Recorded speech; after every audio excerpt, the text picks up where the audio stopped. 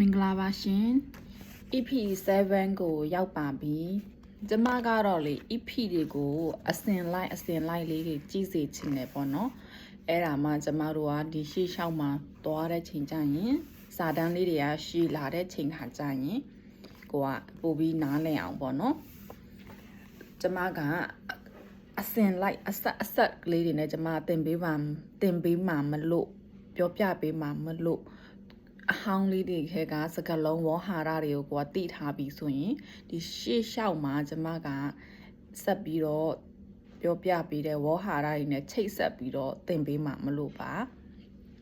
ပြီးတော့ကျမကအဲ့လိုအရှိကြီးတစ်ခါတည်းမသွားအောင်ပေါ့နော်ဖြည်းချင်းစီသွားမှာမလို့အဲ့တော့အရင်အဟောင်းလေးတွေကနေဖြည်းချင်းလေ့လာမှလည်းကို့အတွက်အဆင်ပြေမှာပါရှင်ဟုတ်ကဲ့ပါဆိုရင်ကျမတို့ကဒီ EP7 မှာစမယ်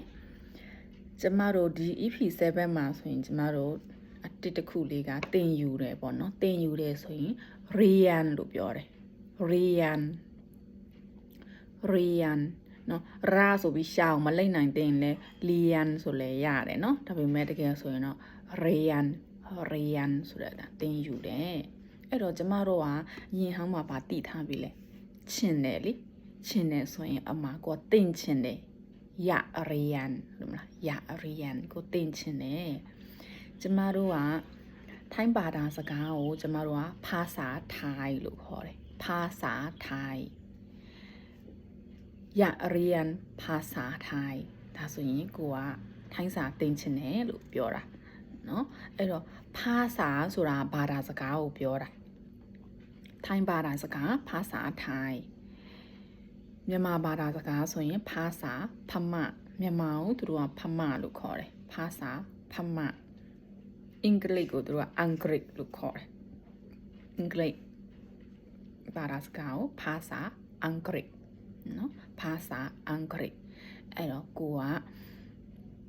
อยากเรียนภาษาไทยเนาะอยากเรียนภาษาอังกฤษ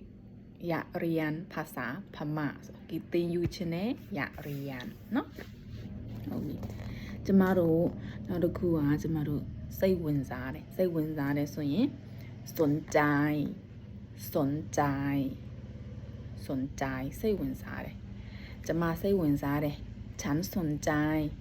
ภาษาไทยฉันสนใจภาษาไทยကျမထိုင်းစာကိုစိတ်ဝင်စားတယ်ฉันอยากเรียนภาษาไทยကျမထိုင်းစာသင်ချင်တယ်ฉันอยากเรียนภาษาไทยနော်โอเค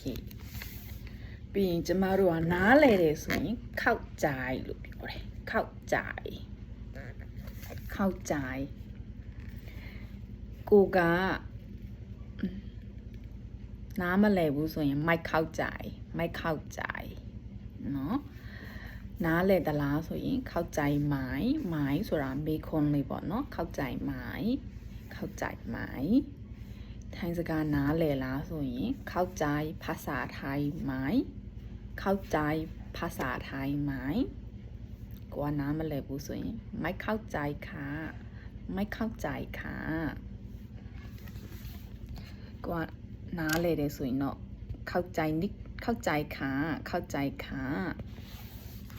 ဒီအဲ့ဆိုရင်ကျမတို့နောက်ထပ် EP8 မှာစုံပါမယ်